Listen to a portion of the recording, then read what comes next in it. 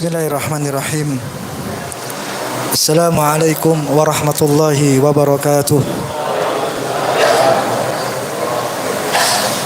Alhamdulillah alladzi bi ni'matihi tatimmus shalihat. Walhamdulillah alladzi azina lana bi dzikrih. Allahumma salli wa sallim wa zid wa barik wa an'im ala nabiyyina wa maulana Muhammad sallallahu alaihi wasallam wa ala alihi wa ashabihi wa man tabi'ahum bi ihsanin illa yaumiddin. Segala puji hanyalah milik Allah Subhanahu wa taala atas segala curahan nikmatnya, kebaikan-kebaikan menjadi sempurna. Segala puji hanyalah milik Allah Subhanahu wa taala yang masih memberikan kita waktu, umur dan kesempatan untuk senantiasa mengingatnya. Dan kita berdoa semoga salawat, salam, berkah dan nikmat senantiasa melimpah kepada Nabi besar Muhammad sallallahu alaihi wasallam, kepada keluarganya, sahabatnya yang mengikuti dan membenarkan ajarannya, yang mereka meninggal dalam keimanan dan keislamannya. Dan semoga kebaikan itu melimpah kepada umatnya yang istiqamah dengan sunnahnya hatta yaumal qiyamah. Alhamdulillah, setelah kita memuji Allah dan bersolawat atas Rasulullah sallallahu alaihi wasallam, kita diingatkan oleh Allah dengan salah satu firman-Nya, wa tazawwadu fa inna ghaira zadi taqwa wattaquni ya ulil albab. Carilah bekal, karena dalam Islam sebaik-baik bekal adalah takwa. Karena takwa yang mampu mendatangkan rahmat dan ampunan Allah Subhanahu wa taala. Ma'asyiral muslimin wal muslimat rahimani wa rahimakumullah. Alhamdulillah, izinkan kami dan sudah sepantasnya mengucapkan taqabbalallahu minna wa minkum siyamana wa siyamakum kullu amin wa antum fi khairin. Allahumma ja'alna minal a'idhin wal fa'izin wal maqbulin. Amin.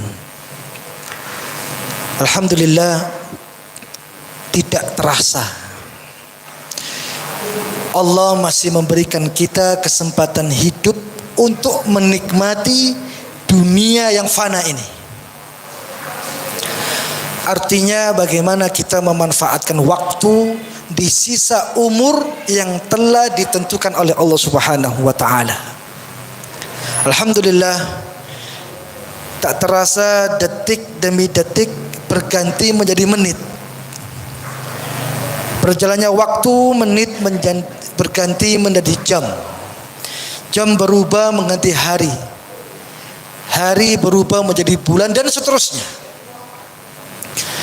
Tak terasa hari ini Allah mengumpulkan kita dengan mendapatkan banyak nikmatnya.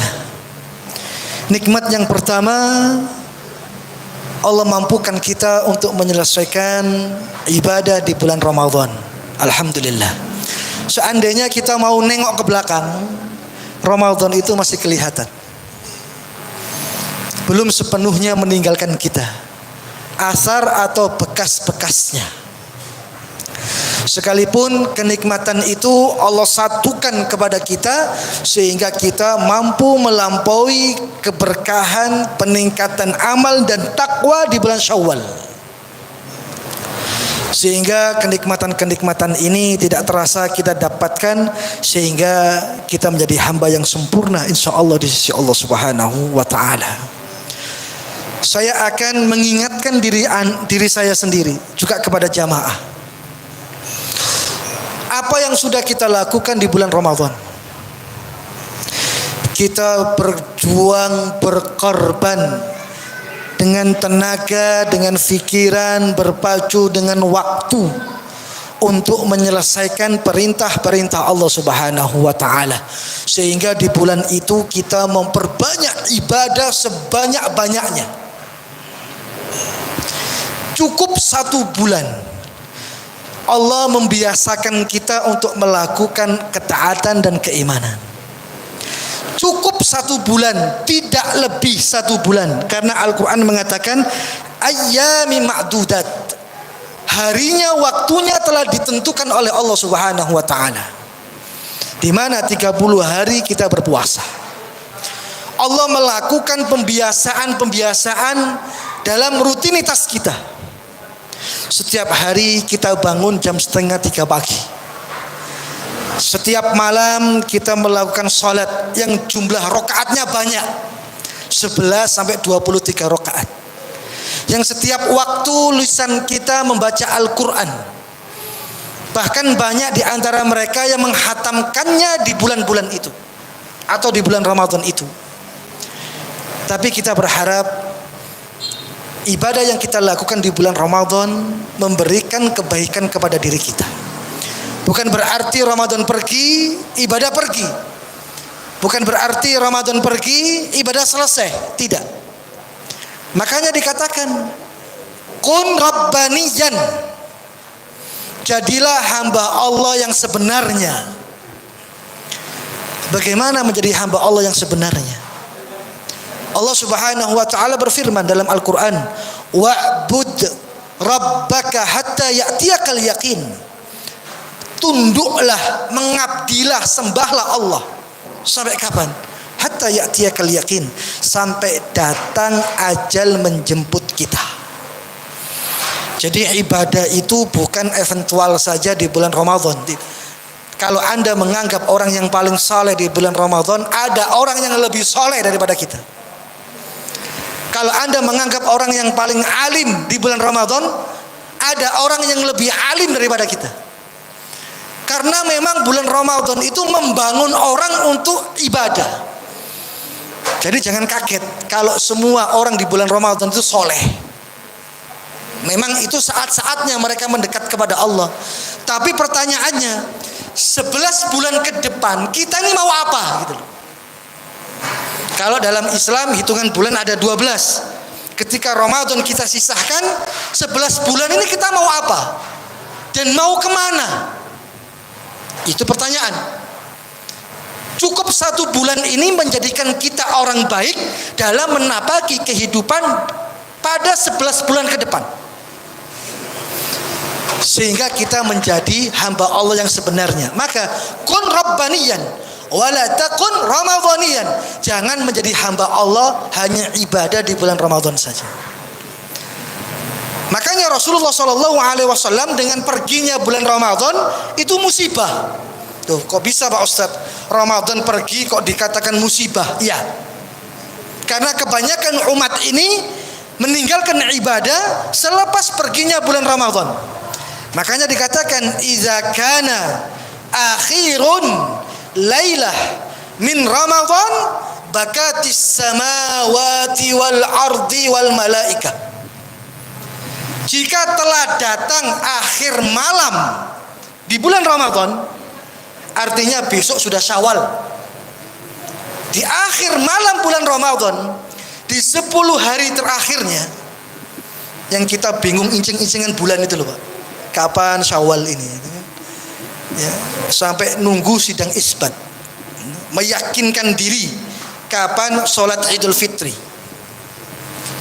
Makanya dikatakan idza kana akhirun lailah minar Ramadan, jika telah datang malam terakhir di bulan Ramadan, bakatis samawati wal ardi wal malaika. Langit itu sedih dan langit itu menangis. Bumi ini sedih, bahkan bumi ini menangis di hadapan Allah. Wal malaika, seluruh malaikat itu menunjukkan kesedihannya dengan perginya bulan Ramadan. Makanya dalam kalimat ini dikatakan li ummatin sayyidina Muhammad sallallahu alaihi wasallam musibatun, musibah bagi umat Nabi Muhammad sallallahu alaihi wasallam. Qila, para sahabat bertanya kepada baginda Muhammad, ya Rasulullah, kenapa dikatakan musibah? Qala Rasulullah sallallahu alaihi wasallam, hiya dhahaba Ramadan. Ramadan telah pergi, itu musibah bagi umat Rasulullah sallallahu alaihi wasallam. Makanya bulan Syawal ini bulan untuk meningkatkan amal. Syawal ini bulan untuk meningkatkan amal. Bulan pertama selepas Ramadan, di mana kita dituntut oleh Allah untuk menjaga amal soleh kita, bukan malah meninggalkan amal soleh itu. Ya, Masya Allah. Sehingga ada kebaikan-kebaikan yang harus kita ingat selama kita melakukan ibadah di bulan Ramadan. Perginya Ramadan menandai perpisahan kita dengan bulan yang istimewa itu. Belum tentu kita bertemu dengan bulan itu lagi di tahun depan. Belum tentu. Sangat tidak menentukan. Karena umur di tangan Allah Subhanahu wa taala. Makanya mungkin yang duduk di sini masih memendam rasa penyesalan. Kok bisa Pak Ustadz? Iya. Kenapa Ramadan kemarin saya tidak maksimal dalam ibadah? Nyesel dia. Kenapa di bulan Ramadan kemarin saya hanya main-main saja? Kenapa di bulan Ramadan kemarin saya tidak meluangkan waktu banyak untuk ibadah? Dia nyesel. Orangnya hadir di sini. Penyesalan itu tidak dia ungkapkan dengan lisan, tapi penyesalan itu dia batin dalam hatinya. Kenapa Ramadan kemarin saya tidak maksimal dalam ibadah? Dan sekarang Ramadan pergi. Ibaratnya penyesalan itu nasi sudah menjadi bubur. Pertanyaan kami adalah, yakin tidak puasa kita diterima sama Allah? Yakin buatan Pak? Yakin buatan Pak? Dereng lah ini ya. Yakin tidak 1 bulan penuh kita sholat taraweh kita diterima sama Allah? Pertanyaan ini harus dijawab, belum tentu. Kan boleh Pak Ustadz menghadirkan keyakinan dalam ibadah, kalau ibadah saya diterima, iya boleh. Tapi keyakinan itu harus diikuti dengan doa. Siapa yang hari ini menyisahkan doa? Siapa hari ini yang masih memaksimalkan doa supaya ibadah kebaikan amal soleh di bulan Ramadan diterima oleh Allah Subhanahu wa taala? Ada orang yang hari ini sudah meninggalkan doa. Bagaimana keadaan para sahabat radhiyallahu anhum? Setelah Ramadan pergi, 1 semester pertama dia berdoa kepada Allah supaya Allah menerima ibadahnya. Karena mungkin selama bulan Ramadan kita ini dalam ibadah banyak lalainya, banyak kurangnya, sehingga kita harus minta maaf kepada Allah. Apa doanya?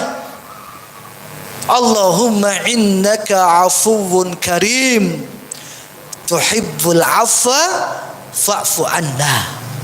Ini kan doa di akhir Ramadan, doa di 10 hari terakhir di bulan Ramadan. Rasulullah memperbanyak doa ini dengan mengharap datangnya malam Lailatul Qadar. Allahumma innaka afuwun karim tuhibbul afwa fa'fu anna. Allahumma innaka afuwun karim tuhibbul afwa fa'fu anna. Untuk melengkapi celah-celah kekurangan selama 1 bulan, dia minta maaf kepada Allah Subhanahu wa taala. Dan doa itu harus senantiasa terus kita panjatkan sampai kita yakin dengan doa itu Allah menerima amal ibadah kita. Ramadan pergi bukan berarti doa selesai, tidak. Semester kedua setelah kepergian bulan Ramadan, para sahabat berdoa kepada Allah, Allahumma balighna Ramadan. Ya Allah, pertemukan kami kembali dengan datangnya bulan Ramadan.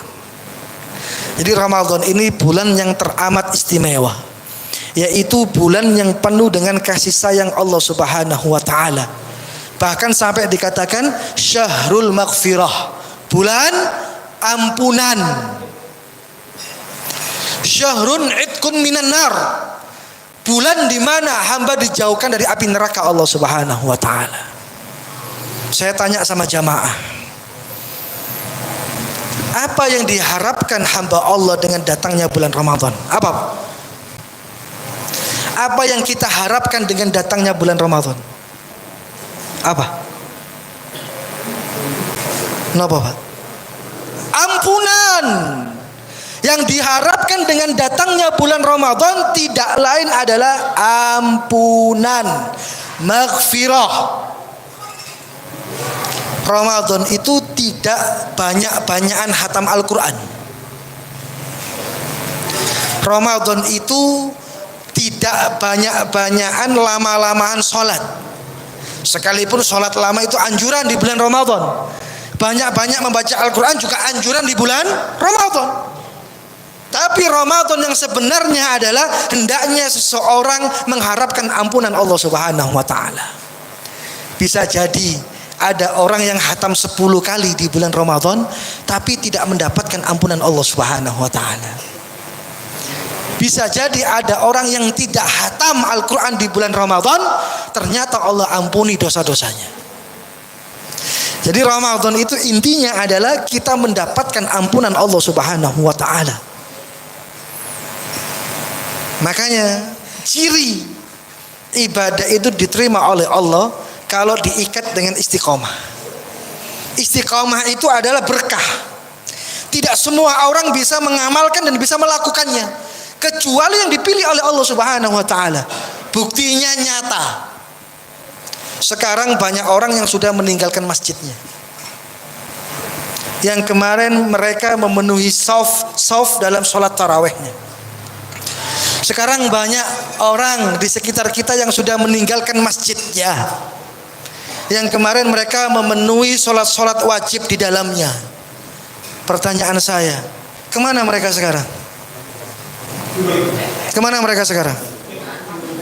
Mereka adalah alumni Ramadan. Mereka adalah alumni Ramadan. Loh, ini kenyataan yang bisa kita lihat, yang bisa kita rasakan. Padahal keberkahan ibadah itu diikat dengan istiqamah.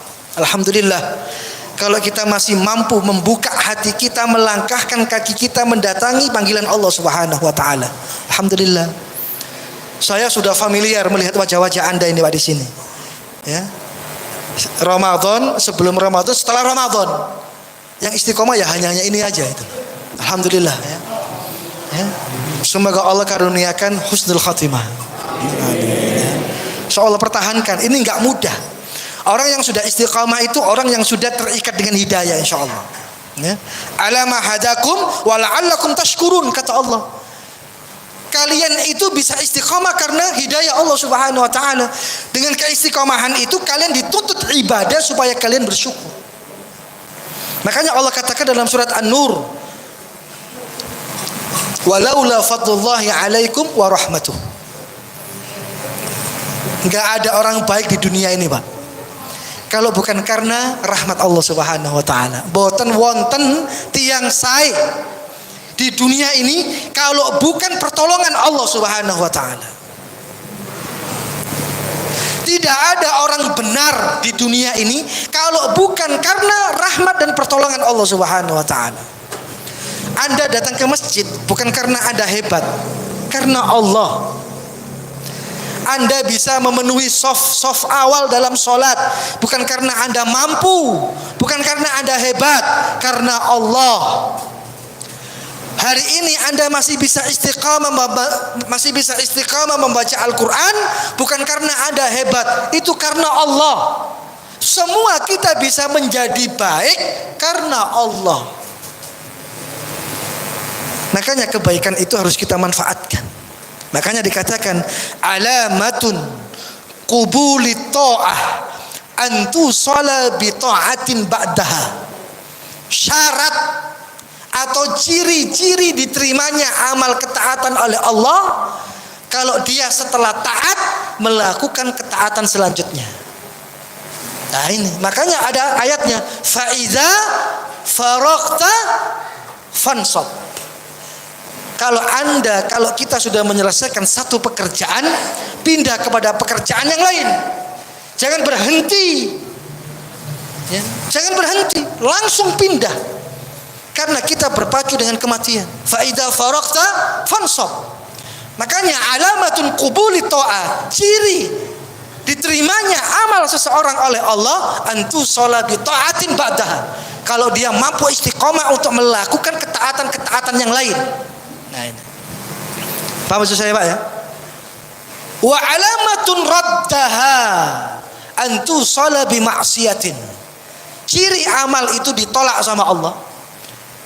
Dia melakukan ketaatan tapi ketaatannya tidak berguna. Karena setelah taat dia maksiat. Setelah taat dia maksiat.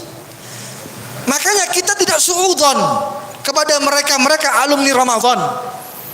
Ketika Ramadan dia taat, setelah Ramadan dia pergi meninggalkan Allah Subhanahu wa taala. Ini hal yang harus kita pahami ya. Kita garis bawahi. Makanya syukur alhamdulillah. Kita tahun ini masih dikasih kesempatan oleh Allah untuk bertemu dengan bulan Ramadan. Alhamdulillah. Semoga Ramadan kemarin menghadirkan ampunan Allah Subhanahu wa taala. Dan kita diampuni oleh Allah Subhanahu wa taala atas ibadah-ibadah yang kita lakukan untuk Allah Subhanahu wa taala. Tapi ada muhasabah kalau kita belajar tazkiyatun nufus. Syarat diterimanya ibadah itu apa sih? Ada 2. Ikhlas lillahi ta'ala. Dalam melakukannya ikhlas. Tidak mengharapkan pujian, tidak sibuk dengan pandangan manusia. Apapun yang Allah perintahkan dan dia melakukan perintah itu dia ikhlas. Puasanya, sholatnya, tilawah Al-Qur'annya, sedekahnya dan lain sebagainya. Dia ikhlas. Karena syarat diterimanya amal adalah ikhlas. Ikhlas ini gak gampang Pak, susah. Gampang diucapkan tapi susah diamalkan. Susahnya minta ampun. Ikhlas ini. Syarat yang kedua kalau amal kita ingin diterima oleh Allah adalah mutaba'atur rasul. Mengikuti petunjuk Rasulullah sallallahu alaihi wasallam. Ini ideal ini. Ada orang beramal ikhlas, mutaba'atur rasul, mengikuti Rasulullah sallallahu alaihi wasallam dalam tata cara dia beramal. Sempurna. Tapi yang kedua, ada orang ikhlas. Ustadz saya ikhlas. Pakai shot, ikhlas. Dia ikhlas dalam beramal. Tapi ketika beramal tidak mutaba'atur rasul, tidak mengikuti ajaran Rasul. Ini masalah juga. Yang ketiga tambah parah. Dia nggak ikhlas. Sekalipun melakukan ibadah mutaba'atul Rasul, mengikuti ajaran Rasul, tapi melakukannya nggak ikhlas.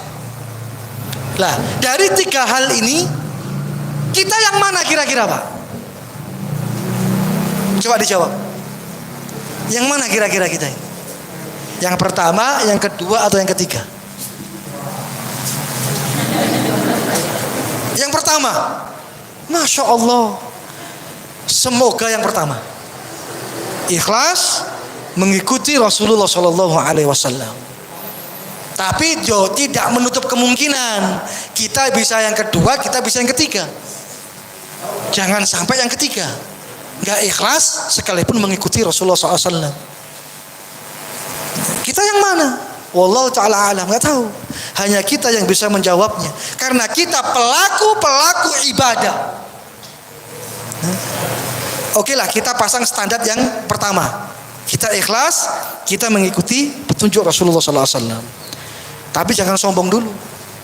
Sekalipun kita ikhlas dalam ibadah, sekalipun kita mutaba'atul Rasul dalam melakukannya, bisa jadi 2 hal ini memuliakan seseorang, bisa jadi 2 hal ini menjerumuskan seseorang di dalam kehinaan. Kok bisa Pak Ustadz? Ya. Orang kalau sudah ikhlas, kalau sudah mengikuti Rasulullah dalam melakukan ibadah, kalau hatinya tidak dikendalikan, dia bisa sombong. Makanya dikatakan dalam ilmu tazkiyatun nufus itu ujub. Ujub itu dia bangga dengan dirinya sendiri. Seakan-akan dia menganggap saya orang yang paling soleh di antara yang lain. Enggak boleh. Saya orang yang paling alim di antara yang lain.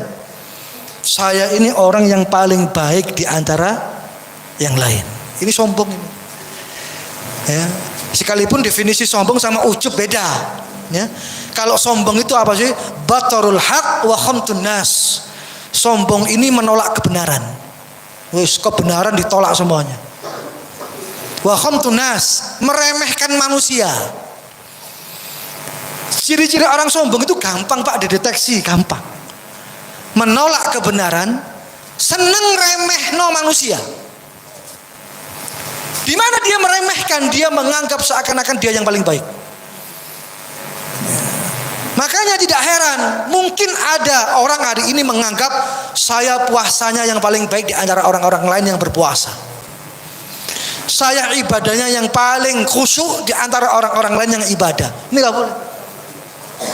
Makanya Rasulullah mengatakan salasun muhlikat. Ada 3 hal yang menghancurkan manusia. Salah satunya adalah ijabul mar'i binafsihi. Sombongnya seseorang pada dirinya sendiri. Hati-hati.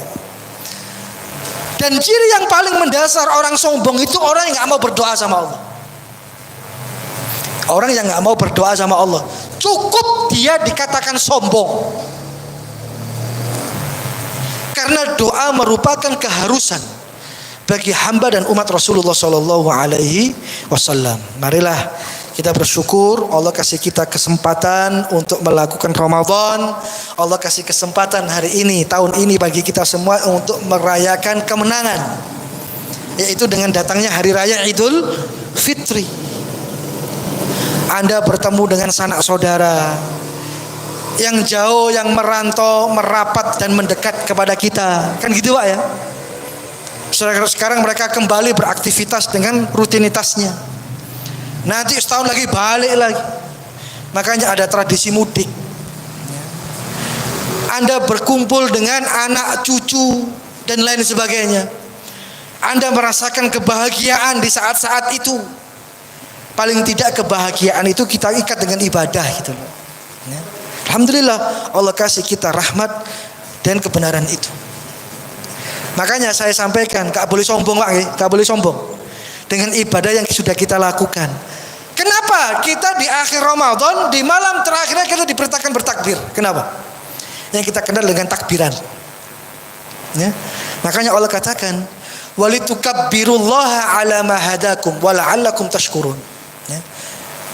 Ketika terakhir Ramadan, kita diperintahkan oleh Allah untuk bertakbir. Allahu Akbar, Allahu Akbar, Allahu Akbar, dan seterusnya. Bahkan sholat Idul Fitri, rakaat pertama 7 takbir, rakaat kedua 5 takbir. Ternyata hikmah daripada kita takbir itu untuk membersihkan jiwa kita dari kesombongan. Ketika Ramadan telah selesai, kita mengagungkan Allah. Karena Allah yang menjadikan kita baik, karena Allah yang menjadikan kita benar, gak ada yang lain. Makanya takbiran itu meluluhkan hati seseorang. Takbiran itu melembutkan hati seseorang. Takbiran itu menjauhkan seseorang dari kesombongan. Makanya takbirannya semalam suntuk itu ada orang, ada masjid takbirannya sampai subuh, masya Allah ya.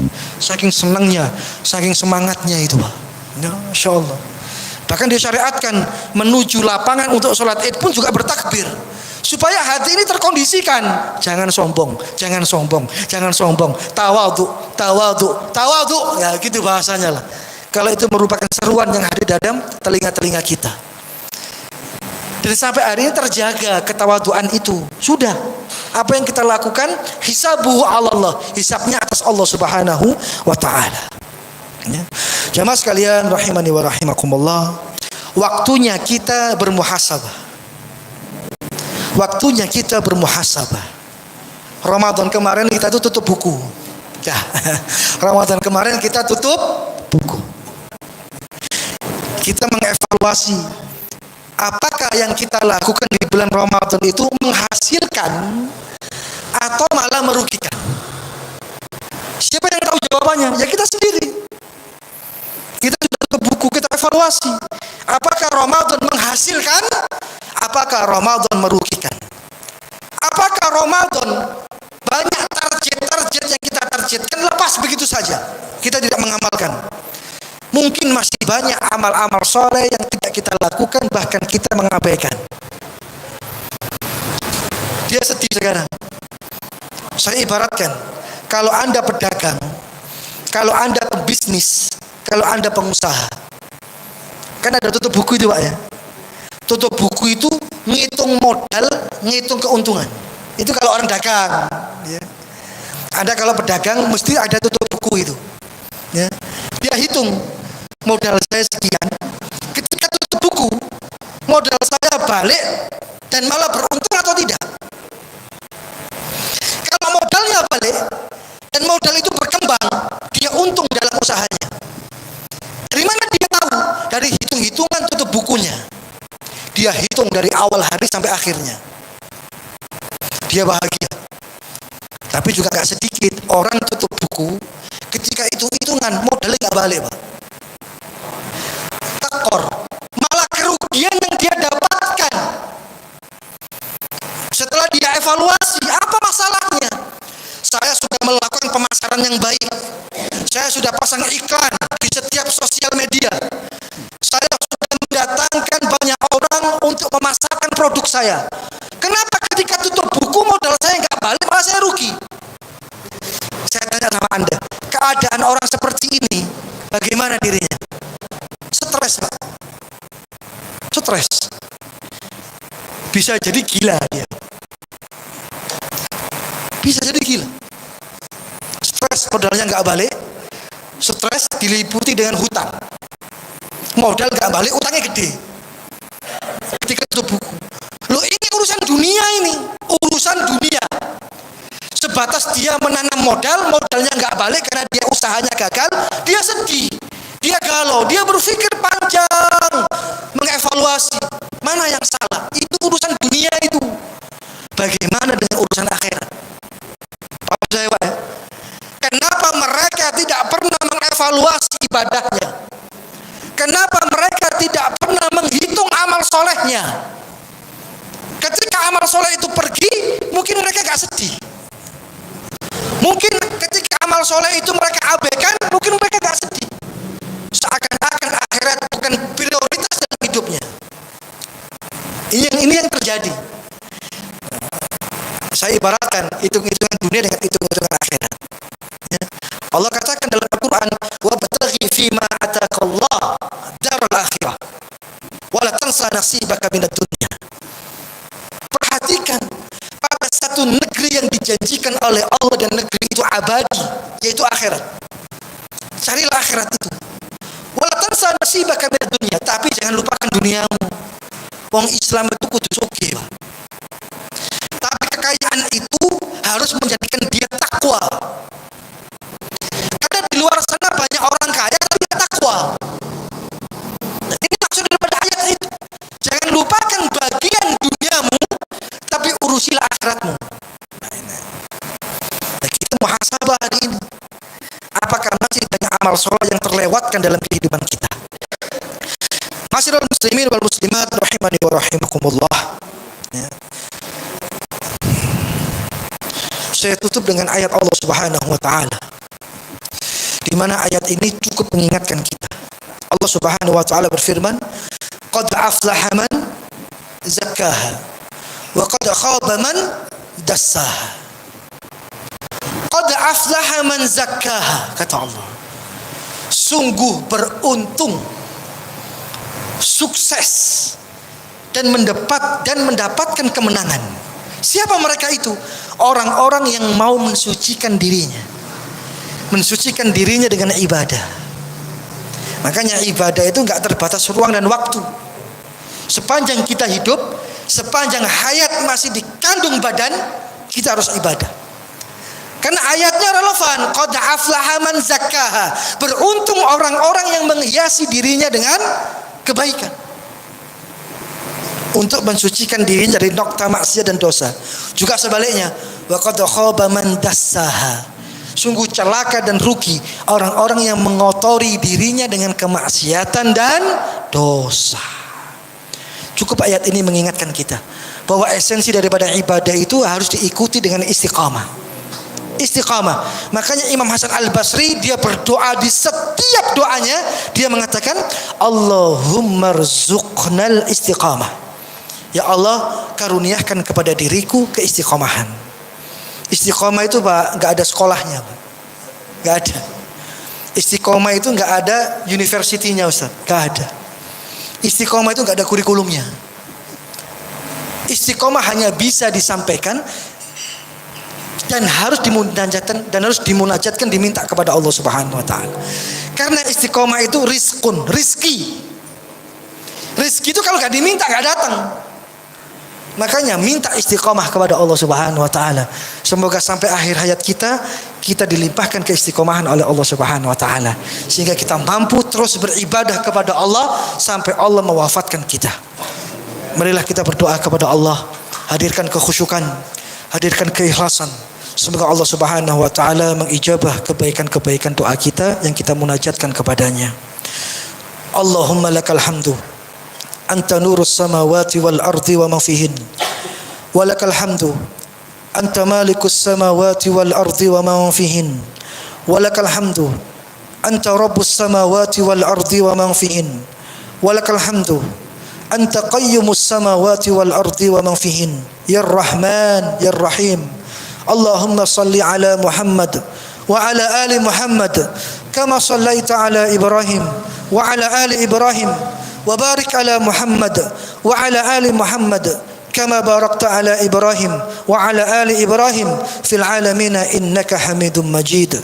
Allahumma dina fi man hadait wa afina fi man afait wa tawallana fi man tawallait wa barik lana fi ma a'tait وقنا شر ما قضيت فإنك تقضي ولا يقضى عليك. اللهم اغفر للمسلمين والمسلمات والمؤمنين والمؤمنات الأحياء منهم والأموات إنك سميع قريب مجيب دعوة يا قاضي الحاجات. اللهم إنا نسألك الفردوس الأعلى. اللهم أعنا على ذكرك وشكرك وحسن عبادتك. اللهم أحينا سعداء وأمتنا شهداء برحمتك يا أرحم الراحمين. اللهم إياك نعبد ولك نصلي ونسجد وإليك نسعى ونحفظ نرجو رحمتك ونخشى عذابك إن عذابك بالكفار ملحق. اللهم أعز الإسلام والمسلمين. اللهم أعز الإسلام والمسلمين وأذل الشرك والمشركين ودمر أعداءك أعداء الدين يا رب العالمين. اللهم انصر إخواننا المسلمين والمستضعفين في كل مكان. اللهم انصر إخواننا المسلمين والمستضعفين في كل مكان. اللهم انصرهم في فلسطين. اللهم انصرهم في مسجد الأقصى. اللهم انصرهم في الغزة. اللهم انصرهم في الغزة يا رب. اللهم انصرهم في الغزة وانصرهم في الرفة وانصرهم في بلادنا هذا في إندونيسيا وألف بين قلوبهم وأصل ذات بينهم واهدهم سبل السلام برحمتك يا أرحم الراحمين. اللهم عليك باليهود. اللهم عليك باليهود. اللهم عليك باليهود برحمتك يا أرحم الراحمين. رب اغفر لي ولوالدي وارحمهما كما ربياني صغيرا. رب اغفر لي ولوالدي وارحمهما كما ربياني صغيرا. اللهم اغفر لهم وارحمهم وعافهم واعف عنهم وأكرم نزولهم وواسع مدخلهم وثلهم بالماء والثلج والبراد ونقهم من خطايا كما ينقى الثوب الأبيض من الدنس برحمتك يا أرحم الراحمين. اللهم اشف مرضانا ومرضى المسلمين شفاء عاجلا شفاء لا يغادر سقما برحمتك يا أرحم الراحمين. اللهم ارزقنا الاستقامة. اللهم ارزقنا الاستقامة. استقامة في الطاعة استقامة في العبادة وارزقنا الحسن الخاتمة برحمتك يا أرحم الراحمين. اللهم اجعلنا من أهل القرآن واجعلنا من التوابين واجعلنا من المتطهرين يا رب العالمين. العالمين ربنا هب لنا من أزواجنا وذرياتنا قرة أعين واجعلنا للمتقين إماما ربنا لا تؤاخذنا إن نسينا أو أخطأنا ربنا ولا تحمل علينا إصرا كما حملته على الذين من قبلنا ربنا ولا تحملنا ما لا طاقة لنا به واعف عنا واغفر لنا وارحمنا أنت مولانا فانصرنا على القوم الكافرين وانصرنا على القوم الظالمين برحمتك يا أرحم الراحمين اللهم إنك عفو كريم تحب العفو فاعف عنا اللهم إنك عفو كريم تحب العفو فاعف عنا اللهم إنك عفو كريم تحب العفو فاعف عنا اللهم إنا نعوذ بك من عذاب جهنم ومن عذاب القبر ومن فتنة المحيا والممات ومن شر من فتنة المسيح الدجال يا رب العالمين اللهم لا سهل إلا ما جعلته سهلا وأنت تجعل الحزن إذا شئت سهلا سهل لنا أمورنا وارحمنا برحمتك يا أرحم الراحمين ربنا آتنا في الدنيا حسنة وفي الآخرة حسنة وقنا عذاب النار وصلى الله على نبينا محمد وعلى آله وصحبه وسلم والحمد لله رب العالمين. Jikalau ada salah dan kurang dalam penyampaian ayat, hadis dan kisah, semoga Allah memaafkan saya dan jamaah sekalian. Tentu kalau ada baik dan benar pasti ada datangnya dari Allah Subhanahu wa taala. Aqulu qali hadza astaghfirullah wa lakum. Subhanakallahumma rabbana wa bihamdika asyhadu an la ilaha illa anta astaghfiruka wa atubu ilaik. Assalamualaikum warahmatullahi wabarakatuh.